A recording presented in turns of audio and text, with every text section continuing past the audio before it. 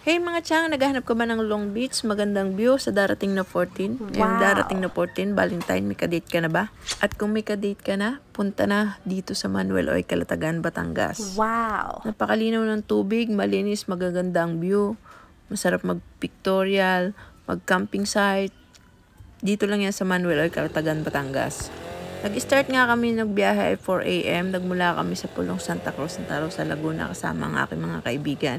At ako lang nakamotor, sila naman nakasasakyan. Nga lang ako ng aking mga kasama, kaya talaga nagsusulo ako ngayon dito sa daan.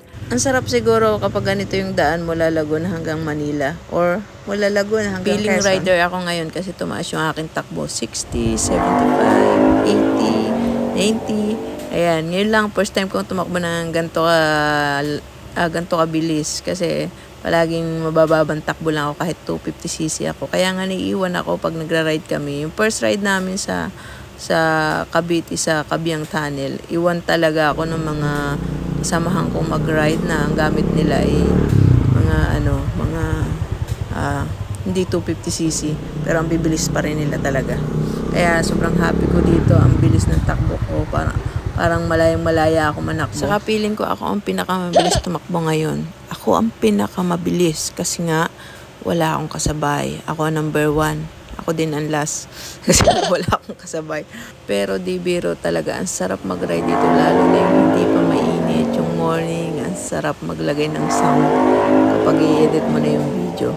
Nakakawala ng stress dito sa daan na to kasi nga medyo stress ako kasi nga naiwan ako. Nangamba ako na baka saan ako mapapunta. Charot! Pag magmumula nga pala kayo mga chang mula Santa Rosa, Laguna, 2 hours and 30 minutes ang biyahe mula doon hanggang Calatagan. And 102 kilometers siya. Pag magmumula naman kayo sa Cubao, 136 kilometers, 3 hours and 40 minutes mula doon ang biyahe. Pagdating ko nga pala sa baba nito guys, nagpahinga muna ako saglit bago ako marangkada ulit. At nagtanong-tanong na rin ako kung malayo pa, pero sabi ng tindahan, malayo pa raw. Maliligo ka? Gusto ulaw? Hindi pa, may kasama na iwan lang. Doon mo napis takban. Para madali ka, punta mo palingkay. Apa? Doon ang dami kung tampura kay malapay. Palingki lang ka na pag-hanapin mo. Sige po. Thank you po. Ayun, nagtanong-tanong tayo guys. Buti lang mababait yung mga tao dito. Napansin ko ang haba nitong punong to. Ang gandang tingnan. Ang gandang pagmasdan ng mga puno. Lalo na yung gantong sumisikat pa lang yung araw. First time ko mga tiyang mapadaan dito sa area na to. Dito sa magandang daan na to.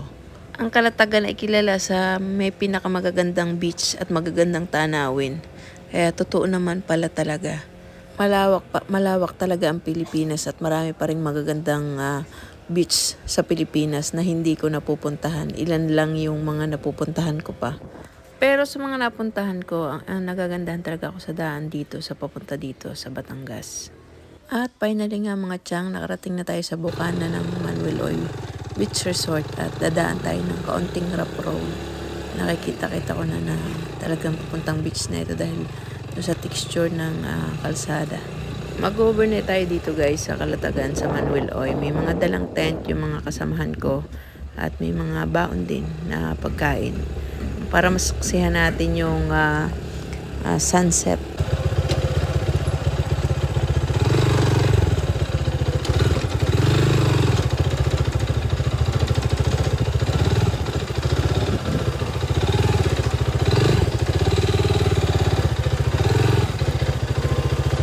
Ang entrance fee nga pala dito guys, 350. And kung may dala kang tent, 250. Tapos magabayad ka ng environmental fee.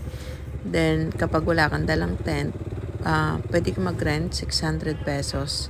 At nandito na nga tayo mismo sa loob. At pasok naman yung sasakyan dito.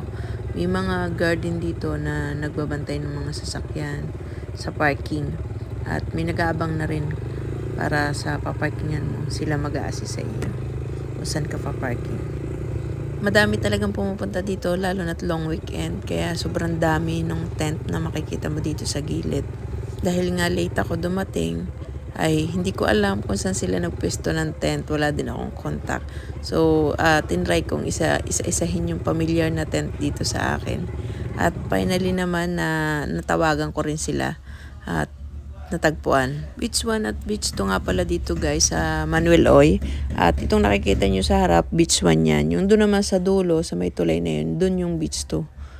Kayo na lang ang bahala kung saan nyo gustong pumesto. Hindi gaanong mainit dito guys sa Manuel Oy dahil maraming puno at maganda yung buhangin nila.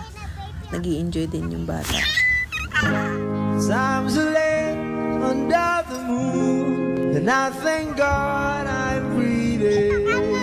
And I pray don't take me soon, 'cause I am here for a reason. Sometimes in my tears I drown, but I never let it get me down. So when negativity surround, I know someday it'll all turn around, because all my life I've been waiting for, I've been crying for the people to say that we don't wanna fight no more, there'll be no more war, and our children will play one day, one day, one day, one day, one day, one day. Start to bounce, we not lose, 'cause we all lose, but their feet on the souls of the innocent, blood-drenched pavement. Keep on moving, though the water still raging. And in this place, you may lose your way, your way. You might try you crazy, but don't let it slip you away. No way. Sometimes in my tears I drown, but I never let it get me down. So when negativity surrounds, I know someday it'll all turn around, because all my life I've been waiting for, I've been crying for the people to say that we don't wanna fight no more, there'll be no more wars, and our children will play one day, one day, one day, one day, one day, one day.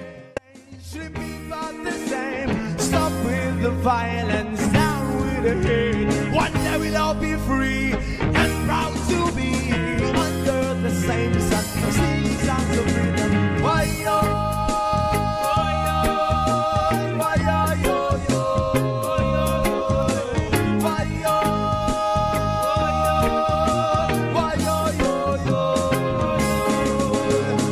All my life I've been waiting for, I've been crying for the people to say that we don't wanna fight no more, there'll be no more war, and our children will live one day, one day, one day, one day, one day, one day. All my life I've been waiting for, I've been crying for the people to say.